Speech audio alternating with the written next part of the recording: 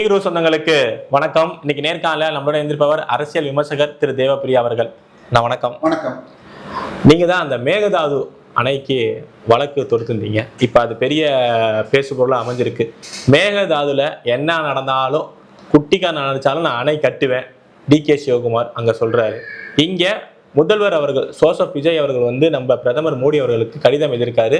இது மாதிரி சுற்றுச்சூழல் அதெல்லாம் பாதுகாத்து நீங்க அங்கே அணை கட்டக்கூடாது, அதற்கு நீங்க தான் பொறுப்பேற்கணும் அப்படின்னு சொல்லிட்டு பிரதமர் அவர்களுக்கு கடிதம் எழுதியிருக்காரு. ஜோசப் விஜய் ஐயா பிரச்சாரத்தப்போ ஒண்ணு சொன்னார், தமிழ்நாட்டு மக்களுக்கு பிரச்சனைன்னா கடிதம் எழுதுறீங்க, உங்க மகன் பிரச்சனைன்னா நேர்ல போறீங்கன்னாரு. இப்ப இவரும் கடிதம் எழுதுற தொழில ஆரம்பிச்சிட்டாரு. சரியா? இப்ப சிக்கல் என்னன்னு சொன்னால், காவிரியில நமக்கு எவ்வளவு தண்ணி வருது, நம்ம கிட்ட எவ்வளவு பாதுகாக்க முடியும். ஆஸ் பர் அந்த இது சுப்ரீம் கோர்ட்டுடைய ட்ரிபியூனல் படியாக நமக்கு 190 TMC தரணும். நம்ம கிட்ட இருக்கிறது ஒரே ஒரு அணை, மேட்டூர் அணை, 90 TMC. இப்ப இந்த 190 TMCயும் 12 மாசம் 15 TMC வந்துச்சுன்னா நீங்க 190 மெயின்டைன் பண்ணிக்கலாம். அது அப்படி வராது. அதிகபட்சம் மே மாத இறுதியில் மழை ஆரம்பிக்கும், ஜூன்ல நமக்கு தண்ணி வர ஆரம்பிச்சதுன்னா ஆகஸ்டுக்குள்ள நின்றுடும். ரொம்ப அதிக எக்ஸ்ட்ரா அப்ப ரொம்பிடும். அதுக்கப்புறம் 1-2 இது இப்ப நமக்கு, அதாவது அவங்களுக்கு வடகிழக்கு மலை, நமக்கு தென்மேற்கு மலை. ஸோ வடகிழக்கு மலை முன்னாடி வருதுனால அங்க இன்றுல இருந்து கேரளால பருவமழை பிடிக்கிறதுன்னு இருக்காங்க. ஸோ அங்க கொஞ்சம் ரொம்பின உடனே ஜூன் ஃபர்ஸ்ட் வீக்ல தண்ணி வர ஆரம்பிச்சுன்னா ஜூலை எண்ட்லயே நமக்கு ரொம்பிடும். வேகமாக வந்தா ஜூன்ல கூட ரொம்ப. இப்ப 90 TMC ரொம்பி போச்சுன்னு சொன்னா மீது சரி, நம்ம கிட்ட 90 இருக்கு, அவங்கிட்ட ஏதாவது இருக்குதான்னு பார்த்தா அவங்கிட்ட இருக்கிற KRS அதுல பாதி 45 தான். அது இல்லாம இன்னும் 2 சின்ன டேம் இருக்குது. இது ஹேமாவதி, ஹாரங்கி, அது 2 9, 13. ஸோ 22 தான். 9, 13, 22, 57 தான். கபினின்னு இன்னொன்னு தனியா இருக்கு. கபினி அணைக்கும் அவங்க கபினி வழிஞ்சுன்னா தானா இங்க வந்துடும். அது கபினி அணை கர்நாடகால கூட இல்லை, கிட்டத்தட்ட கர்நாடகா கேரளா பார்டர்ல இருக்கு. நீங்க அதனால அதுல அங்கிருந்து வழியிற தண்ணியை தடுக்கிறதுக்கு கர்நாடகாவுக்கு வசதி கிடையாது. ஸோ இப்ப அதிகமா தண்ணி வந்தா அவங்க தானா திறந்து விட்டுருவாங்க. திறந்து விட்டால் நம்மளும் ஆஹா அப்படின்னு கொள்ளிடம் வழியா கடலுக்கு அனுப்புறோம். இதுதான் நடக்குது. ஆனா வர்றப்ப சேமிச்சு வச்சுக்கிட்டால் அதாவது மிச்சம் இருக்கும் அப்படிங்கிறது தான் இது. கடந்த 7 வருடங்களில் 5 வருடங்களில் நம்ம கடலுக்கு விட்டது மாத்திரம் ஒரு 800 TMC. ஒரு 2 வருஷம் ரொம்பாம தண்ணி டைட்டா இருந்துச்சு. பட் பெரிய அளவுல கடந்த 5-6 வருடத்துல பஞ்சம் இல்லை. ஏதோ ஒரு வருடம் இன்னும் குருவை போடலை. அதாவது ஜூன் மாதம் தண்ணி விட்டா குருவை போட முடியும், இல்லைன்னா ஒரு போகமாக சம்பாதம் பண்ண முடியும். சரியா? இப்ப அவங்க என்ன சொல்றாங்க, நீங்க உங்களுக்கு தர வேண்டிய 195 கொடுத்துருக்கோம், ஆனா இன்னொரு ஸ்டோரேஜ் டேங்காக தமிழ்நாடு பார்டர்ல இருக்கிற மேகதாதுங்கிற இடத்துல அணையை கட்டிக்கிறோம், அதுல இருந்து எங்களுக்கு பெங்களூருக்கும் குடிநீரை எடுத்துக்கிறோம் அப்படிங்கிறாங்க. இப்ப சிக்கல் என்னன்னா, இந்த மாதிரி அணையை கட்ட விட்டுட்டீங்கன்னா அவங்க தண்ணி விடாம நிறுத்துவாங்கன்ற ஒரு பயம் இருக்கிறது. ஆனா இதை விட இன்னொரு சிக்கல், ஓகே, அது அடுத்தது உங்களுக்கு. ஸோ இப்ப இதுக்கு எல்லாம் ஆரம்பத்தில் தமிழ்நாட்டுக்கே அணை கட்டுறது, தொழிற்பேட்டைகள் கொண்டு வந்தது, எல்லாத்துக்கும் திட்டம் போட்டவர் காமராஜர் அவர்கள் காலத்துல 1961 கிருஷ்ணகிரி பக்கத்துல, கிருஷ்ணகிரியில இருந்து அந்த இது போற இடத்துல ராசிமணல் என்ற இடத்துல போய் அவர் அணை கட்டுவதற்கு அடிக்கல்லே நாட்டினார். இப்ப நீங்க அந்த இடத்துல மேப் பாத்தீங்கன்னா இப்படி நெளிஞ்சு போகும். இந்த பக்கம் கர்நாடகாம்பாங்க, கொஞ்ச தூரம் வந்தா தமிழ்நாடும்பாங்க, மாறி மாறி இருக்கும். இப்ப ராசிமணல்ல கட்டினா தமிழ்நாடு கண்ட்ரோல்ல இருக்கும். கிட்டத்தட்ட அதோடைய எண்டு மேகதாது வரைக்குமே போகும். ஸோ ராசிமணல்ல கட்டிட்டு அதுல இருந்து நம்ம வீராணம் போல பைப் வழியாக பெங்களூருக்கு நம்ம 5 TMC கொடுக்கறதுல நமக்கு பிரச்சனை கிடையாது. அந்த இடத்துல 100 TMC வரைக்கும் தண்ணி சேமிக்க முடியும். ஸோ அதுல 100, இங்க 90. இந்த 90 நீங்க அனுப்பிச்சா கூட சம்மர்ல அங்க பாதுகாத்தீங்கன்னா ஒரு வருடம் மழையே முழுமையாக போனா கூட நம்மளால சேமிக்க முடியும். இதுல 700 மெகாவாட் பவர் தயாரிக்கவும் முடியும். சரியா? இப்ப ஆக்சுவல் சிக்கல் என்னன்னு சொன்னால், அவங்க அந்த மேகதாதுவுக்கு DPR என்று டீடைல்டு ப்ராஜெக்ட் ரிப்போர்ட்னு ஒன்று தயாரிச்சிருக்காங்க. அதை வச்சுக்கிட்டு நான் கட்டுவேன்னு சொல்லிட்டு இருக்கேன். இந்த டீடைல் ப்ராஜெக்ட் ரிப்போர்ட் தயாரிச்சு 9 வருஷம் ஆயிடுச்சு. இந்த டிக்கிங் இந்த ரேட் எல்லாம் இப்ப 4 மடங்கு ஏறி போச்சு. இல்ல அதை வந்து சுப்ரீம் கோர்ட் வந்து எதிர்த்து இல்ல பண்ணக்கூடாது, அந்த ட்ரிபுனல்லாம் இருக்குல்ல. ட்ரிபியூனல் படி தெளிவாக முக்கியமாக தமிழ்நாடும் கர்நாடகாவும் ஏத்துக்கணும், கேரளாவும் பாண்டிச்சேரியும் ஒத்துக்கணும், 4 ஸ்டேட்டும் ஓகேன்னு சொன்னாதான் கட்ட முடியும். ஆனா ஓட்டு வாங்குறதுக்கு இங்க எப்படி நாங்க வந்தா நீட்டு கையெழுத்து முதல் கையெழுத்துல நீட்டை ஒழிச்சிடுவோம், வந்து கல்வி கடனை ரத்து பண்ணுவோம் அப்படின்லாம் திமுக சொல்லி 5 வருஷம் ஓட்டிட்டு போயிட்டாங்களோ, அங்க இது ஒரு உணர்ச்சி பூர்வமான விஷயமாக பண்ணிட்டு இருக்காங்க. இதுல நிச்சயமாக அங்க ஒரு டேம் தேவை. இதற்காக நான் 2020 வாக்குல இதை முழுமையாக அனலைஸ் பண்ணி பார்த்ததுல ராசிமணல்ல கட்ட முடியுமா, ஏன் அப்ப நின்று போச்சு. ஒண்ணு காமராஜர் பதவி விலகி இவர் வந்துட்டார். அந்த நேரத்துல என்ன சொன்னாங்க, அங்க இருக்கிற சில பாறைகள் டேம் கட்டுறதுக்கு பத்தாதுன்னாங்க. இங்க இருக்கிற அதே டேம் தான் மேகதாதுலயும் இருக்கு. அன்னைக்கு டெக்னாலஜி வேற, இன்னைக்கு டெக்னாலஜி வேற. ராசிமணல்ல கட்டினால் பெருமளவில் தண்ணி ஓடி வர வழியில தான் இருக்கு. மேகதாதுவில் கட்டினால் 3 கிராமங்கள் கன்னட மக்கள் வாழும் பகுதி இருக்கிறது. 13 கிராமங்கள் யானை வசிப்பிடங்கள் மற்றும் யானை வழிப்பாதை. இங்க அது மாதிரி இருக்கிறது ரொம்ப கம்மி. இங்கேயும் 1-2 பாதிக்கும், ஆனால் கம்மி. சோ இங்க கட்டுறதுங்கிறது உடனடியாக செய்ய முடியும். இதையெல்லாம் ஒரு மைனர் ப்ராஜெக்டாக நான் ரெடி பண்ணி பெரிய அளவில் இல்லை, இதுல அட்வான்டேஜ் என்னெல்லாம் போட்டு 2021 தேர்தலுக்கு ரஜினிகாந்த் வந்தால் அவருக்கு அனுப்புவதற்கு என்று சில நண்பர்கள் மூலமும் பிஜேபியில சில நண்பர்கள்ட்டையும் கொடுத்தேன். யாரும் எடுத்து பேசல, ஒன்றும் பண்ணல. என்னுடைய நண்பர் யானை ராஜேந்திரன் கொடுக்க அவர் இதை நான் எடுத்து ப்ராசஸ் பண்றேன்னு சொல்லிட்டு காவேரி ட்ரிபியூனலுக்கு அனுப்பிச்சார், தமிழக அரசுக்கு அனுப்பிச்சார், கர்நாடகாவுக்கு அனுப்பிச்சார். தமிழ்நாடும் கர்நாடகாவும் ரெஸ்பாண்ட்ல, எந்த பதிலும் கொடுக்கல. காவேரி வந்து நாங்க எதுவுமே பண்ண மாட்டோம், 2 ஸ்டேட்டும் சொல்றதுதான் நாங்க செய்வோம் அப்படின்னு பதில் கொடுத்துட்டாங்க. இதை எதிர்த்து உச்சநீதிமன்றம் போன பொழுது இதை நான் 2021 நியூஸ் 7ல லைவ் ப்ரோக்ராம்ல நான் பேச, PR பாண்டியனும் இந்த ஸ்கீம் வந்தா நாங்க ஒத்துக்கிறோம்னு சொல்லியிருக்காரு. ஆன்லைன்ல அவர் வந்திருந்தார், நான் ஸ்டேஷன் இதுல இருந்தேன், அப்ப சொல்லியிருக்காரு. இப்ப 2021 நான் பேசினப்ப என் நண்பர் வழக்கு போட்டிருக்காருன்னு சொன்னேன். 21 ஏப்ரல்ல இந்த தீர்ப்பு வந்துருச்சு. ராசிமணல் மேகதாதுவை விட சிறப்பாக தென்படுகிறது இவர் சொன்னது. இது கரெக்டான பார்த்துட்டு தமிழகமும் கர்நாடகமும் இதை செயல்படுத்த வேண்டும், முன்னுரிமை கொடுக்க வேண்டும் அப்படின்னு முடிச்சு வச்சாங்க. தீர்ப்பு வாங்கினது போல ராசிமணலை கட்டலாம் அப்படின்னா என்ன லாபம் தமிழகத்துக்கு? அதை கர்நாடகா எதுக்க மாட்டாங்களா? இல்ல, கர்நாடகால மேகதாதுனால எந்த பிரச்சனையும் கிடையாது. மேகதாது கட்டினாலும் தமிழ்நாட்டுக்கு பெரிய பிரச்சனை இல்லை. அவங்க தண்ணி கம்மியா இருக்கிறப்ப நிறுத்தி வச்சாலே ஒழிய, ஏன்னா அது கிட்டத்தட்ட தமிழ்நாடு எட்டுல தான் இருக்கு, அதுல இருந்து அவங்களுக்கு பயன் இல்லை. ஆனா அவங்க அதோட ஒண்ணு லிங்க் பண்றாங்க, பெங்களூருக்கு குடிநீர் கொடுங்க. ஆக்சுவலா பெங்களூருக்கு குடிநீருக்கு பல்வேறு திட்டங்கள் ஏற்கனவே போட்டு வச்சிருக்காங்க. பட் அதை தாண்டி நம்ம 5 TMC கொடுக்கறதுலயும் நமக்கு சிக்கல் கிடையாது. இந்த திட்டத்துல அதையுமே சேர்த்திருக்கு. ஸோ இதுல கரண்ட் தயாரிச்சா 2 ஸ்டேட்டுக்கும் நல்லது. உங்களுக்கு சோலார், இது விண்மில்லு, இது நீர் மின்சாரம் 3ம் அந்த சீசன்ல உங்களுக்கு 10 பைசா செலவு கிடையாது. நிலக்கரி எரியணும்னா ஒரு முறையும் வாங்குறாங்க. ஸோ இதனால இது 3மே நடக்கும்.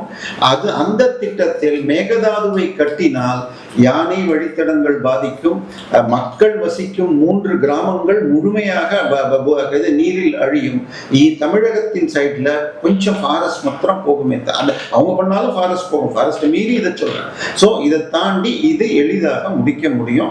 ஒண்ணு முடிச்சிடுறேன், அங்க கட்டினாலும் சரி இங்க கட்டினாலும் உச்சநீதிமன்றம் போன வாரம் ஒண்ணு சொல்லிச்சு, சுற்றுச்சூழல் பயங்கரவாதிகள் என்ற போராட்ட உண்ணிகள் இந்தியால ஏதாவது ஒரு ப்ராஜெக்டை எதிர்க்காம இருந்தா சொல்லுங்கன்னு உச்ச நீதிமன்ற தலைமை நீதிபதி சொன்னார். இதற்கும் எதிர்ப்பு வரும்.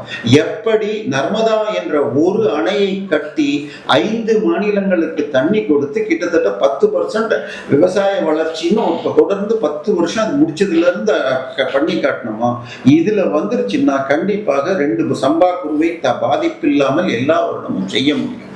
ஸோ இதை இன்னும் சொல்ல போனால் ஆந்திரா தெலுங்கானா பிரிஞ்ச பிறகு தெலுங்கானாக்கு தண்ணி வராதுன்னு சொல்லிட்டு போலாவரம் ஒரு ப்ராஜெக்ட் பண்ணி அதுல ஊழல் சிக்கல்கள் இருக்கு. ஆனா அதை வேகமா முடிச்சாங்க. ஆனா இங்க இருக்கிறவங்க தங்கள் பாக்கெட்டுக்கு என்ன கிடைக்குங்கிறத பாக்குறாங்க. மேகதாது அணை இந்த விவகாரங்கிறது வெறும் அரசியல் தானா? சார் காவிரியில் ஒரு சின்ன விஷயம் புரிஞ்சு, இந்த டேம் கட்டுறதுக்கு நான் சொன்னது 2021 என் கணக்கில் 100 டிஎம்சி போட்டால் 9,000 கோடி ஆகும்னு நான் அன்னைக்கு ரேட்டில் போட்டேன். சரியா? கடந்த ஒரு 40 வருடங்களாக ஜெயலலிதா போய் உண்ணாவிரதமே இருந்திருக்காங்க இதுல மெரினால. இதை தவிர வருடம் இந்த மாதிரி சிக்கல் வந்தா உடனே தமிழக எம்பிக்கள்லாம் ஒரு ஃப்ளைட்ல போய் அங்க பிரதமரை சந்திச்சு கொடுப்பாங்க. வக்கீல்களுக்கு இங்க நம்ம பெரிய வழக்கு, இங்க தமிழ்நாட்டுல இருந்து பெரிய பெரிய வழக்கறிஞர் அங்க இதுக்கு மட்டும் 2 ஸ்டேட்டும் குறைஞ்சபட்சம் 5,000 கோடி செலவு பண்ணியிருக்காங்க. யாருக்குமே லாபம் இல்லை. ஸோ இந்த ஸ்கீம் போடுறதுல ராசி மணல்ல சார் அந்த டிபிஆரை ஃப்ரீயா போடுறதுக்கு நம்ம ஓய்வு பெற்ற இன்ஜினியர்கள் உதவுவார்கள். என்னுடைய நண்பர் அந்த நேரத்தில் அமெரிக்கா என்ஆர்ஐ சங்கத்தில் பேசினப்ப அந்த 9,000 கோடியை என்ஆர்ஐகள் இலவசமாக தரேன்னு சொன்னார் என்று சொன்னார். ஸோ இப்போ சிக்கல் என்னன்னா, இதுக்கு நீங்க டிபிஆர் போடுங்க, அந்த டிபிஆர் இஸ் இன்வாலிட்னு சொல்லுங்க. சார் நேற்றைக்கு நீங்க நான் அந்த மொபைல் போனை போன மாசம் வந்து 128 GB 15,000 வாங்கினேன். இப்போ போய் கேட்டால் 256 16,000 தரேன்றாங்க. அந்த மாதிரி இது குறையுதுன்னா அது ஏறும். ஸோ அதனால இன்னைக்கு அந்த ப்ராஜெக்ட் ரிப்போர்ட் போட்டு 8-10 வருஷம் ஆயிடுச்சுன்னா அதுக்கு எந்த மதிப்பும் கிடையாது. ஸோ நீங்க இன்னொன்று தயாரிக்கிறதுக்கு எத்தனை நேரம் ஆகும்? உங்ககிட்ட ஆள் இல்லையா? நீங்க ராசிமணலுடைய டிபிஆரை போட்டுட்டு அதை இது பண்ணுங்க. ஆல்டர்னேட் ஏற்கனவே சுப்ரீம் கோர்ட் சொல்லி இருக்கு. அந்த தீர்ப்பு வந்து அதாவது ஏப்ரல் 2021 தீர்ப்பு வந்தது. மே மாதம் திரு ஸ்டாலின் பதவியேற்றார். ஜூலை மாதம் ஒரே ஒரு போன் என் நண்பர் யானி ராஜேந்திரனுக்கு அன்றைய நீர்ப்பாசனத்துறை அமைச்சர் திரு துரைமுருகனிடமிருந்து ஒரு அழைப்பு வந்தது. அவர் சொன்ன டேட்ல இவர் ஊர்ல இல்லை. அதன் பிறகு நான் இந்த தேதியில வருவேன், அப்புறம் டைம் கொடுங்கன்னா 5 வருஷமா கூப்பிடல. ஆனால் அவ்வப்பொழுது அவங்களும் குரல் கொடுப்பாங்க, இவங்களும் குரல் கொடுப்பாங்க. அணையுமோ கட்ட முடியாது. ஆனால் ராசிமணல் கட்டினால் 2 ஸ்டேட்டுக்கும் பெனிஃபிட் கிடைக்கும். இதை எடுத்து திரு விஜய் அவர்கள் செயல்படுத்தணும். இது பண்றப்ப இன்னைக்கு பேப்பர்ல இன்னொரு விஷயமும் வந்திருக்கு. சிறுவாணி அணை கெப்பாசிட்டியை அவங்க ஸ்டோர் பண்ண விடலை, அதை பற்றியும் அவர் பேசணும். அதுல இருக்கிற சீப்பேஜஸ், அதாவது இந்த நீங்க அணை கட்டுறதுன்னா எப்படின்னா அந்த தண்ணியை தடுக்கிறதுக்கு செவுரு கட்டுவீங்க, ஆனா அதுலயும் லைட்டாக தண்ணி லீக்ஸ் இருக்கும். 100% தடுக்காது. அந்த சீப்பேஜ் அளவு கட்டுப்பாட்டில் இருக்கிறதா? போன வாரம் முல்லை பெரியார்ல சீப்பேஜ் கரெக்டா இருக்குன்னு ஐஐடி பார்த்து சொல்லியிருக்காங்க. முல்லை பெரியார் அணையுடைய மொத்த கொள்ளளவு 152 அடி. ஆனால் அதுல ஸ்ட்ரென்த் இல்லைன்னு சொல்லி 132 தான் பண்ணிட்டு இருந்தாங்க. ஒரு சினிமாவே எடுத்து டேம் 999 ஒரு படத்தை எடுத்து அந்த டேம் இருக்கிறதுனால அது வெடிச்சதுன்னா அதை கேரளாவே பாதிக்கும்னு ஒரு பீலால் தான் விட்டு அதுக்கப்புறம் அதை ஸ்ட்ரென்தன் பண்ணி ஐஐடி கரக்பூர்ல இருந்தெல்லாம் வந்து பார்த்துட்டு 152 அடியும் சேஃப் சொன்னதுக்கு பிறகு 142 சேவ் பண்ணுங்க. ஏன்னா சுப்ரீம் கோர்ட்டும் ஏதோ கட்ட பஞ்சாயத்து பண்ற மாதிரி அவர் 132 நீ 152 நடுவில் 140. ஆனால் 136க்கு மேல விடுறது இல்ல. பெரிய அளவுல வெள்ளம் வந்தா கூட 1 நாள் 2 நாள்ல அந்த பிரச்சனையும் வரும்ல. இப்ப விஜய் அவர்கள் பேசணும். இங்க என்ன ஒரு விஷயம் என்றால் எல்லாமே அவரோட கூட்டணி கட்சியில தானே இருக்காங்க. முன்னாடி இருந்த கம்யூனிஸ்டுகளாக இருக்கட்டும், தற்போது இத்தாலி காங்கிரஸாக இருக்கட்டும், ரெண்டுமே இதுதான். சோ முல்லை பெரியார் பேசணும். அந்த டயத்துல 2019 வாக்குல இடுக்கி மாவட்டத்தில் ஒரு இது வந்துச்சு. அதுக்கு பேர் என்ன, ஒரு பூகம்பம். அது வந்ததுனால எல்லாருக்கும் 5 அடி கம்மியா குறைக்கணும்னு சொல்லி சிறுவாணி தண்ணியை 5 அடி குறைக்கிறாங்க. இப்ப டேம் எல்லாம் எப்படி கட்டுவாங்கன்னு சொன்னா இப்படி செவுரு மாதிரி நேரா இருக்காது, இப்படி இருக்கும். மேல போக போக அதிகமாக கெப்பாசிட்டி இருக்கும். இப்ப மேல இருக்கிற 5 அடியில சிறுவாணியில தண்ணியை ஸ்டோர் பண்ணலன்னா கெப்பாசிட்டி குறையாது. நானுமே கோயம்புத்தூர்ல என்னுடைய 5 வயசுல இருந்து 10 வயசு வரைக்கும் 5வது படிக்கிற வரைக்கும் அங்கதான் இருந்தேன். சரியா? இன்னைக்கும் கோவைக்காரனை பார்த்தா நாங்க கொடுக்கிற சிறுவாணி தண்ணி ஈடு வருமா, உங்க தண்ணி எல்லாம் குடிக்க முடியாது அப்படின்பா. அந்த சிறுவாணி தண்ணி ஒவ்வொரு வருடமும் ஏப்ரல் மே மாதங்கள்ல சிக்கல் வருகிறது. இந்த 5 அடி முழு ஸ்டோரேஜையும் ஏற்பாடு பண்ணணும். இந்த முல்லை பெரியார்ல என்னன்னா அது கொஞ்சம் வீக்கா இருக்குதுன்னு சொல்றதை திருப்திப்படுத்துவதற்காக அது பக்கத்துல இருக்கிற பேபி அணைங்கிற இடத்துல இருக்கிற 3 மரத்தை வெட்டிட்டு ஒரு சின்ன வால் ஏதோ ஸ்ட்ரென்தன் பண்ணுங்கன்னு சொன்னாங்க. அதுக்கு போன ஆட்சி பினராயி விஜயன் பர்மிஷன் கொடுத்தாரு. ஆனால் இதை இவர் நன்றி போட அதை காங்கிரஸ்காரங்க எதிர்க்க அதையும் செய்யப்படல. அதையும் கேட்டு பண்ணிட்டு முழு 152 அடி பண்ணாங்க. இன்னைக்கு உங்களுக்கு காவிரியில தண்ணி மேட்டூர்ல ஸ்டோர் பண்ணால் அது தஞ்சாவூர் வரைக்கும் போகும். இன்னும் கிருஷ்ணகிரி அணை, அடுத்தது கிருஷ்ணகிரி அணை, இது தமிழ்நாட்டில் தான் இருக்கு. இப்போ இன்னைக்கு ரொம்ப போய் திறந்து விட போறேன்னு சொல்லி வெள்ள அறிவிக்க விட்டுருங்க. கிருஷ்ணகிரி டேம் நான் படிக்கிறப்ப 65 அடி ஹைட்டு. ஒரு போன திமுக ஆட்சியின் போல ஜெயலலிதா ஆட்சியின் போது 2016 வாக்குல அது சாரி எடப்பாடி ஆட்சியின் போது ஒரு ஷட்டர் உடைஞ்சு போய் 65 அடி டேம உங்களுக்கு 40 அடி தான் ஸ்டோர் பண்ணி திருப்பி அதை கட்டிட்டேன்னு சொல்லி இப்போ 52 தான் பண்றாங்க. 65 அடி டேம் இன்னைக்கு வரைக்கும் ஸ்டோர் பண்ணல.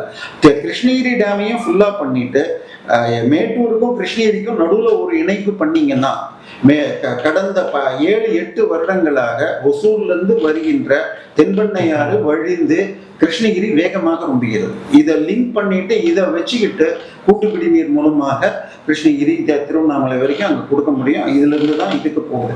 அதனால நீர்ப்பாசனம் என்பது மிக முக்கியமான விஷயம்.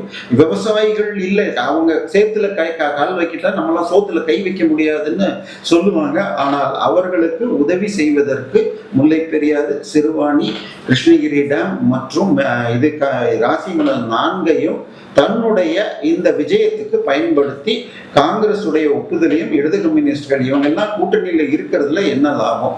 ஏன்னா இன்னைக்கு நேற்றைக்கு காவிரி ட்ரிபியூனல் 9 TMC உடன் சொல்லி இருக்காங்க. இந்த தீர்ப்பு 2004 இருந்து 14 வரைக்கும் பிஜேபி திமுக காங்கிரஸ் கூட்டணி ஆட்சி அப்ப இந்த தீர்ப்பையே அவங்க இதுல போடல. பிஜேபி ஆட்சி வந்த பிறகுதான் அது இதுலயே கெசட்லயே ஏத்துனாங்க. சோ காங்கிரஸ் என்றைக்குமே தமிழர் விரோத கட்சியாகத்தான் இருந்திருக்கிறது. ஆனால் இப்பொழுது ஜோசப் விஜய் அவர்கள் காங்கிரஸ் கூட்டணியில இந்த 4 டேம்களையும் சேவ் பண்ணாங்க. இப்ப நம்ம பேசிட்டு இருக்க தருவாயில முதல்வர் ஜோசப் விஜய் அவர்கள் டெல்லி பயணம் மேற்கொண்டிருக்காரு. பிரதமர் அவர்களை சந்திக்கிறதுக்கான வாய்ப்புகள்லாம் இருக்குங்க சொல்றாங்க. என்ன பேச்சுவார்த்தை இருக்கும்? இல்ல, அதாவது எல்லா மாநிலங்களிலும் ஆட்சி மாறும் பொழுது தங்களுடைய ஆட்சிக்கு ஆதரவை தர வேண்டும் அப்படின்னு ஒரு கட்டிசி கால் பண்ணணும். திராவிடம்னா எந்த கட்டிசியும் கிடையாது. நம்ம மேயரமா இன்னைக்கு வரைக்கும் போய் பார்க்கல. ஆனால் தாவேக்காவில் இணைவதற்கு ஒரு தூது விடுவதாக ஒரு செய்தி வந்துகிட்டு இருக்கு. சரி, அது அடுத்த பக்கம். சோ இவர் போய் சந்திப்பார், சந்திச்சுட்டு இந்த லெட்டர் ஏதாவது 1-2 கொடுப்பார். அதன் பிறகு நிதியமைச்சரையும் சந்திப்பார். பட் மோடி அவர்களை பொறுத்த வரைக்கும் அவர் 12 ஆண்டுகள் ஒரு சீஃப் மினிஸ்டரா இருந்ததுனால ஒரு ஸ்டேட்டுக்கு என்ன தேவை, என்னென்ன வேணும்னு இருக்கு. போன வாரமா அவரு ஹைதராபாத் வந்திருந்தப்போ ரேவந்த் ரெட்டி சொன்னாராம், குஜராத்துக்கு நீங்க கொடுக்குற மாதிரி எங்களுக்கும் பணம் கொடுத்து நாங்களும் 1 ட்ரில்லியன் வளர்றதுக்கு உதவணும்னாரா. குஜராத்துக்கு கொடுக்குற மாதிரின்னு சொல்லாதையா, உதவி பண்ணுன்னு கேளு. குஜராத்துக்கு கொடுக்கப்படும் நிதிகள் ரொம்பவும் குறைவு, அது வளர்ந்த ஸ்டேட்னு நாங்கள் பல விஷயங்கள்ல குறைச்சிருக்கோம்னாரு. ஸோ என்ன போகுது என்னன்னு படிச்சுட்டு போகணும். இன்னொன்று 1-to-1 டிஸ்கஷன் போகுது. பல விஷயங்கள் அவர் சொல்லித்தரக்கூடும். அதாவது காங்கிரஸை நம்பக்கூடாது. போன வாரம் அவர் பெங்களூர்ல பேசுறப்ப காங்கிரஸ் முதலில் முதுகில் கித்தும்னு திமுக காங்கிரஸ் உறவை பற்றி கமெண்ட் அடிச்சிருந்தார். ஸோ ஏன்னா இவர் எடுத்த உடனே காங்கிரஸை நம்பி போயிட்டார். காங்கிரஸ் இன்னைக்கு வரைக்கும் எப்பெல்லாம் கூட்டணி, அதாவது அவங்க முதலமைச்சர் இல்லாம கூட்டணியில போய் சேர்ந்திருக்காங்களோ ஒரு மந்திரி சபை கூட இந்த 75 வருஷத்துல 5 வருஷம் முடிச்சது காங்கிரஸ் உடைய இது. அவங்கள வாங்கிட்டாதான் நல்லது. அதனால அந்த மாதிரி சில அட்வைஸ் கொடுக்கலாம். அடுத்தது, போன ஆட்சி நாங்க கொடுத்த ஸ்கீமை யூஸ் பண்ணாம போனதால், உதாரணமாக 2017 சென்னை கோவை இதை டிஃபென்ஸ் காரிடார்னு அறிவிச்சாங்க. அதே மாதிரி லக்னோல யூபிலையும் சொன்னாங்க. யூபியில பிரம்மோஸ் தயாரிக்கிற ஃபேக்டரி இன்னைக்கு 38 நாட்டுக்கு எக்ஸ்போர்ட் பண்ணிட்டு இருக்கிறோம். கோவையில ஒன்றும் வரல. இன்னும் சொல்ல போனால் கோவையில 1998 அந்த பாம் பிளாஸ்டுக்கு பிறகு ஒரு ஃபவுண்டரி கேபிட்டலாக தமிழ்நாடு இருந்ததில் பாதி இன்னைக்கு மகாராஷ்டிராவுக்கும் பூனாக்கும் சோலாப்பூருக்கும் போயிடுச்சு. இது மில்லிங்காவே டெக்ஸ்டைல் மில்ஸை பொறுத்த வரைக்கும் அன்னைக்கு இருந்த ஹேண்ட்லூம் குறைஞ்சு இன்னைக்கு பாதி பிரிஞ்சிடுச்சு. சிட்டிக்குள்ள ஜாஸ்தி இல்லை.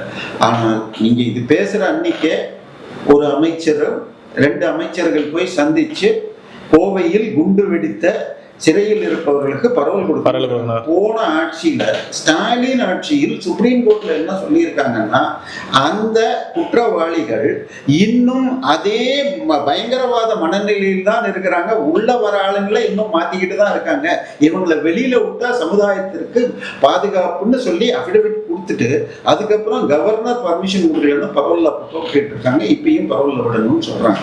So Coimbatore Manchester of south India, இது engineering capital of south India இருந்தது அழிவதற்கு காரணம் 98 பாம்பு பிளாஸ்ட். இன்னைக்கும் அந்த நிலை மீண்டும் கொண்டு வராம பார்த்துக்கணும். ஏன்னா போன தேர்தலில் 10க்கு 7 இடத்துல இவங்க ஜெயிச்சிருக்காங்க தாவேக்கா.